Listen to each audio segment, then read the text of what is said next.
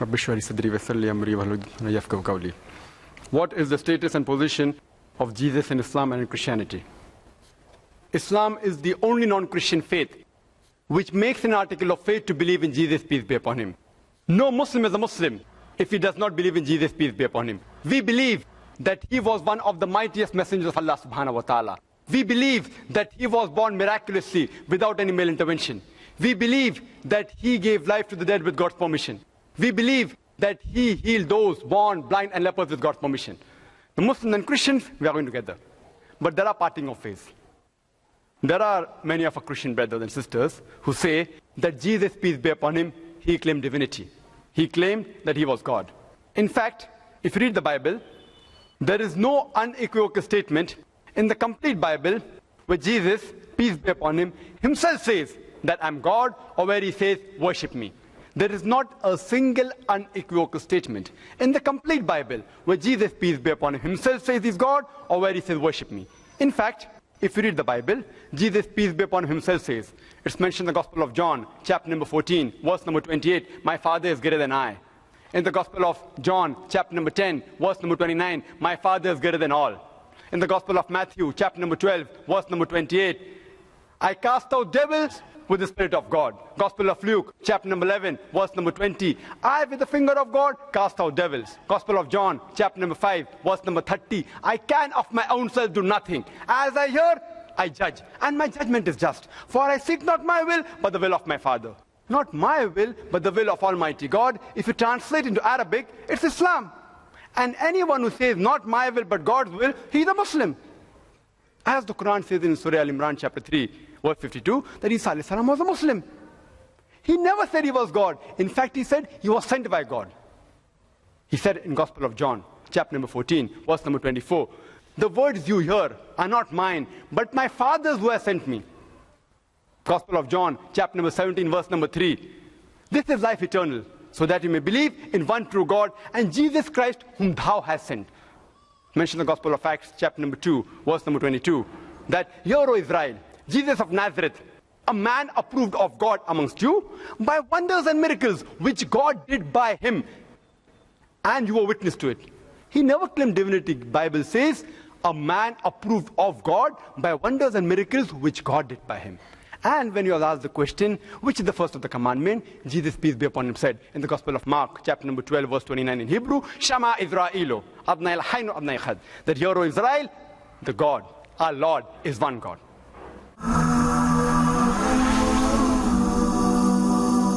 Can you compare the dress code hijab between Islam and Christianity? Regarding the hijab of Islam, people talk about hijab for women, but Allah subhanahu wa ta'ala in the glorious Quran first speaks about the hijab for man. It's mentioned in Surah Nur, chapter 24, verse number 30, that say to the believing man that he should lower his gaze and guard his modesty. Moment he looks at a woman and any brazen thought comes in his mind, he should lower his gaze. There was a friend of mine who was staring at a girl, who was a Muslim friend, told him, why are you staring for such a long time? So he told me, our Prophet said, the first glance is allowed, the second is prohibited. I have not completed half my glance. What did the Prophet mean the first glance allowed? What he meant, that if you unknowingly, unintentionally look at a woman, don't intentionally look at her again. That doesn't mean you can look at a woman for 10 minutes without blinking and saying, I have not completed my glance. And a similar message is given in the Bible, in the Gospel of Matthew, chapter number 5, verse number 27, 28. Jesus, peace be upon him, says, it has been said of the old times, thou shalt not commit adultery. But I say unto you, whosoever looketh at a woman to lust after her has already committed adultery in his heart. Next, the Quran speaks about the hijab for the woman in Surah Nur, chapter 24, verse number 31. That say to the believing woman that she should lower her gaze and guard her modesty, and draw her veil over the bosom, and display not her beauty except what appears ordinarily of, except in front of her husband, her father, her sons, and a big list of mahram, the close relatives, is given. And there are basically 6 criteria for hijab. The first is, for the man, navel to the knee is extent. For the woman, the complete body should be covered. The only part that can be seen are the face and the hands up to the wrist. Second, and the remaining 5 are the same for the men and women. Second is, the clothes they wear should not be so tight that it reveals the figure. Third, it should not be transparent so that you can see through. Fourth, it should not be glamorous where it attracts the opposite sex. Fifth, it should not resemble that of the opposite sex. And last, it should not resemble that of the unbeliever. And the reason for hijab is given in Surah Azab, chapter 33, verse 59, that, O Prophet, tell your wives and the believing women that when they go abroad, they should put on the cloak so that they shall be recognized. And it will prevent them from being molested. Hijab has been prescribed for the women so that it will prevent them from being molested. Suppose there are two twin sisters who are equally beautiful who are walking down the streets of London. One is wearing the Islamic hijab, complete body covered, except the face and the hands up to the wrist. And the other twin sisters wearing the skirt of the short mini, the Western clothes. And they're walking down the streets together, and round the corner, there is a hooligan. There's a ruffian waiting for a catch. Which girl will he tease? Will he tease the girl wearing the Islamic hijab, or will he tease the girl wearing the skirt of the mini? Which girl will he tease? The girl wearing the skirt of mini. It's but natural. Quran rightly says hijab has been prescribed to prevent the woman from being molested. And a similar message is given in the Bible. If you read in the book of Deuteronomy, chapter number 22, verse number 5, the woman shall not wear clothes that which pertain to a man, and a man shall not wear clothes that which pertain to a woman. It's mentioned in the 1 Timothy, chapter number 2, verse number 9, that the woman should be dressed up with modesty, with shamefacedness and sobriety. They should not wear costly array and braided hair of gold, and they should not wear expensive array. So if you compare the dress code in the Bible and the Quran, the same. How was Mother Mary, may Allah be pleased with her, how was she dressed up? If you've seen a photograph, just like how Muslim women should be dressed up. So if you read the scriptures, not going on what the followers do, if you read the scripture, the dress code of Islam and Christianity is the same. Is not Islam ruthless as it has permitted chopping of hands for theft, whereas Christianity is a religion of love and mercy? And there is a reference to the Quran of this, what the brother is referring to, that there is a quotation in Surah Ma'idah, chapter number 5, verse number 30, which says that as to the thief, be it a man or a woman, chop off his or her hand as a punishment for Allah subhanahu wa ta'ala. In Islam, there is a philosophy that we should not rob. Same as then Christianity. But Islam, besides telling you not to rob, it shows you a way how to achieve that state in which people will not rob. Islam has a system of zakat, that's every rich person who has a saving of more than the nisab level, he or she should give 2.5% of that saving every lunar year in charity.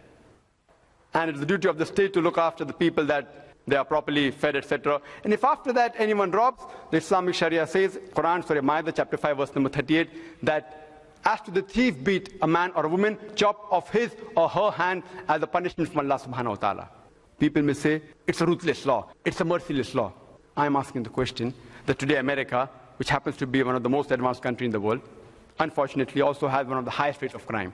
If you implement the Islamic Sharia in America, that every man, he should give zakat, who's rich, 2.5% of his excess saving in charity, and the state should look after the people, and after that, if anyone robs, chop off his or her hand as a punishment. I'm asking the question, will the rate of robbery, will it increase?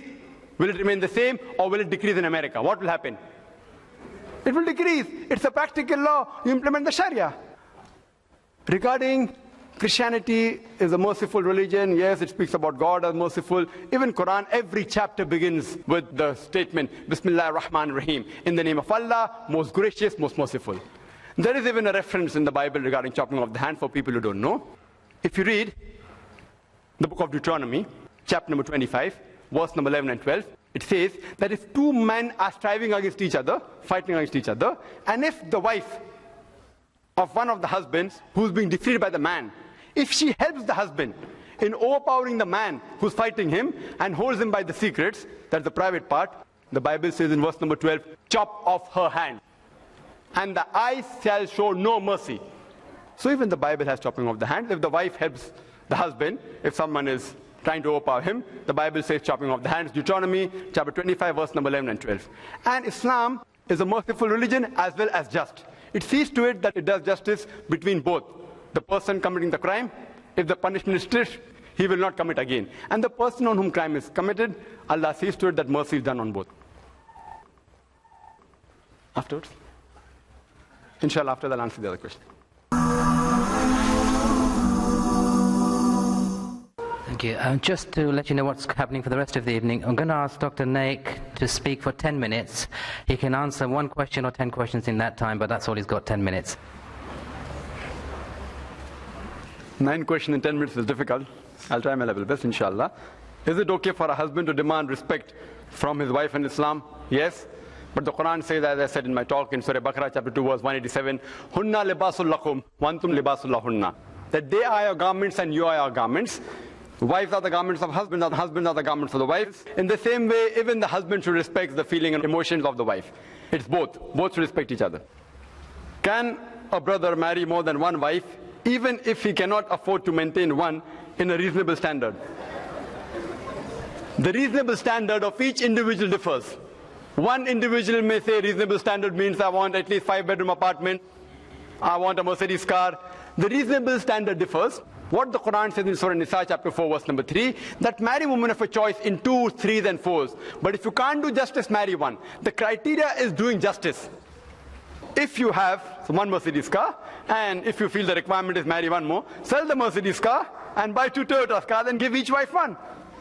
Sell the 5-bedroom apartment and get 2-bedroom apartments and give each wife one, or keep both the wives in 5-bedroom apartment. The criteria is equal justice. Reasonable standard differs. That doesn't mean, if you mean reasonable standard means a particular, he should have a certain amount, that means poor people cannot marry more than one wife. That's not the criteria. I'm sure the Muslims will agree that only deen acceptable to Allah is Islam, and that it is incorrect to say that no religion is bad. I do agree. The Quran says in Surah Al-Imran chapter 3 verse number 19, Inna deena indallahi al-Islam. The only religion acceptable in the sight of Allah subhanahu wa ta'ala is Islam. And I do agree totally. If anyone says no religion is bad and stops there, I don't agree with him. As a Muslim, I don't agree with him. Because Quran says in Surah Al-Imran chapter 3 verse number 64, Ta'alaw ila kalmatin sawa'im bainana bainakum. Come to common terms as between us and you. What I would say, that all religions teach good things. Because every religion teaches good and bad things except Islam. Teaches only good.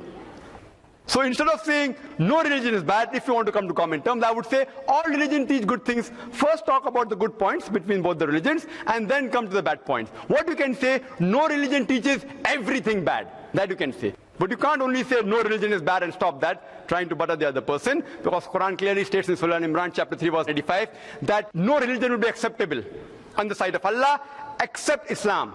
If anyone demands any other religion besides Islam, it will never be acceptable on him on the day of judgment. Is it true that Jesus will come back, and do Christians believe this? Yes, we do agree. The Quran says in Surah Nisa chapter 4 verse 158 that Allah subhanahu wa ta'ala raised him up alive. So we agree he was raised up alive. And the reason that he was raised up alive is why? Because Jesus, peace be upon him, is the only messenger of Allah subhanahu wa ta'ala whose followers mistook him that he claimed divinity.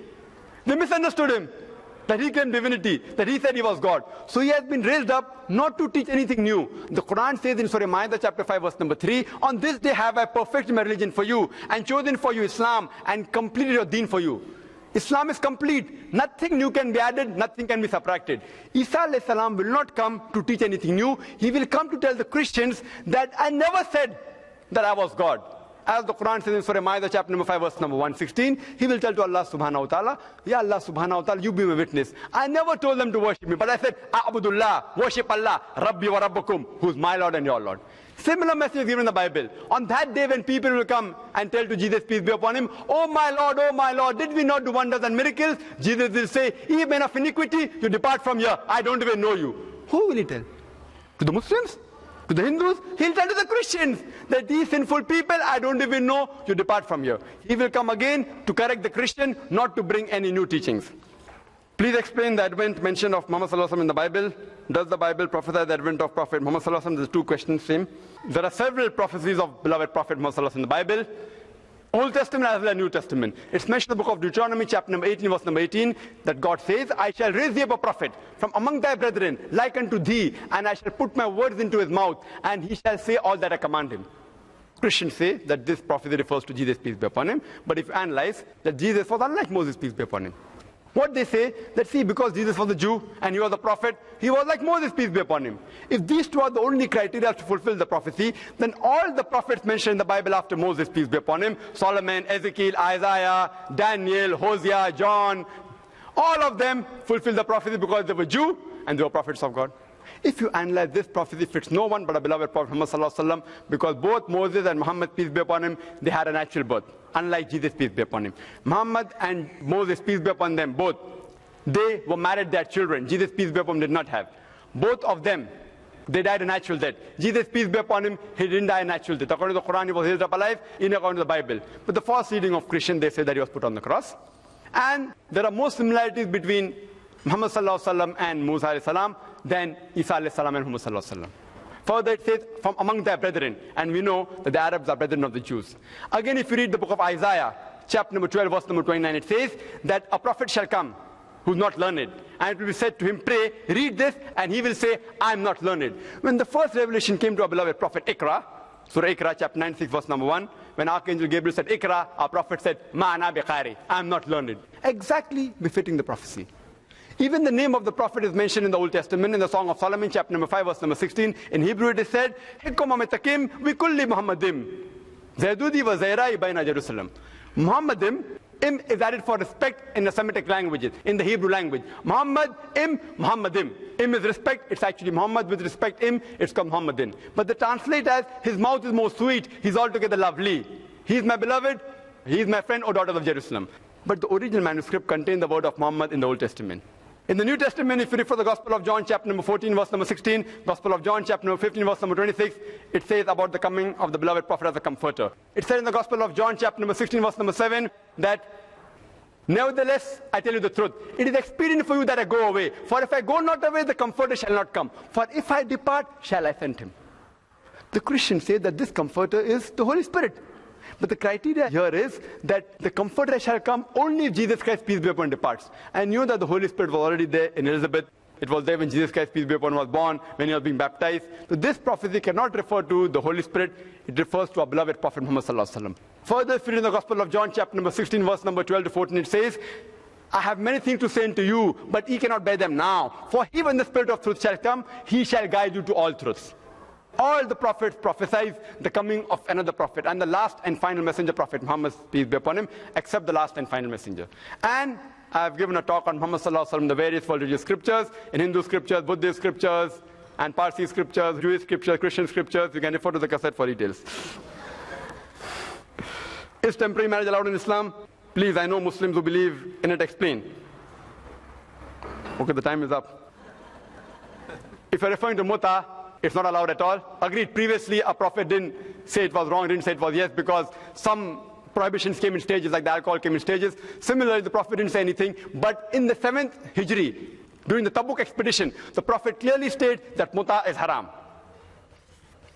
The other question is time permits, inshallah. And thank you very much to all the speakers and to everyone attending. Can I just ask for a little bit of help? As you go out, can you just stack some chairs as you go out? Just 2 or 3 at a time, and it'll make the whole job a lot easier for us. Thanks very much indeed. Is there a father in this world who would not try to provide for his children?